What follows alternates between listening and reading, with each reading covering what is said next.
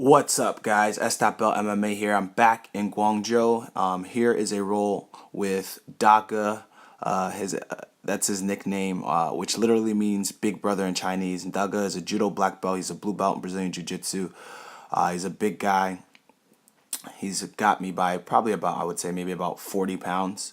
But he doesn't really have a no gi background, so he's very good with the gi because he's got his judo background. He's actually on the judo national team for China, but he was having trouble because he's not sure how to grip with no gi. So this was probably one of his first no gi rolls. So from here, I get in the half guard, and you see I start working deep half. For here, I'm just for trying to break his posture with him. His posture and his flexibility is really good. If you can see how low his hips actually are, he's almost essentially in a full split near the ground as I try to sweep. So from here, I try to switch my legs over, and then I go to try to take his back, and then I try to get to the leg. Here he goes to grab my head.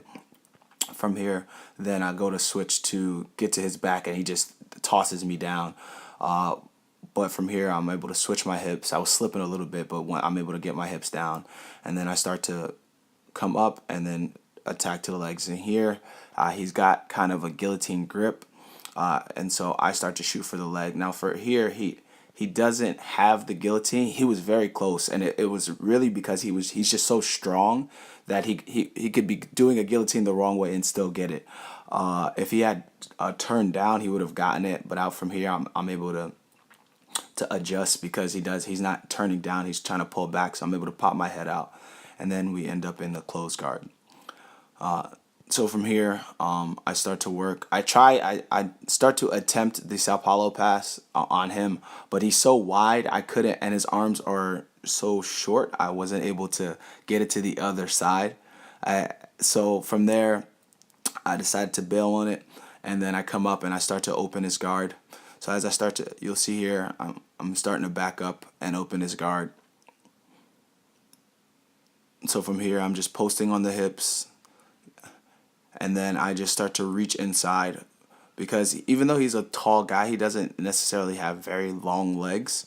Like, he does have a height advantage on me. So from here, he attempts to go for a triangle, and then I'm able to get to his back. So here I have my seatbelt, and then I pop my hooks in, and then we end up rolling out of frame. So from here, we just end up resetting. So as we reset, we get going. You'll see he always keeps his toes engaged and his posture very, very, very high. He doesn't want to give that posture up because of that judo background. So for me, I'm just trying to see what's the best way to, again, continue to attack that posture so I can either get a sweep or get a submission or something like that. So from here, you see I'm able to do an arm drag when he's able to get his arm back. So from here, he tries to kind of sweep me, but I'm able to end up in the top half guard position. And so from here, he ends up locking my leg down. And so you guys have seen a bunch of times before, I love to work from the top half or the bottom half. So me being stuck in this position is not a bad thing. So from here, you see I'm able to get the Kimura position. But instead of doing a regular Kimura, I do a Kimura variation that I learned from watching Dean Lister. And so I was able to get that variation off on him right there. And then that actually ends the round. So thank you guys again for watching. If you like what you saw, please subscribe. Thanks.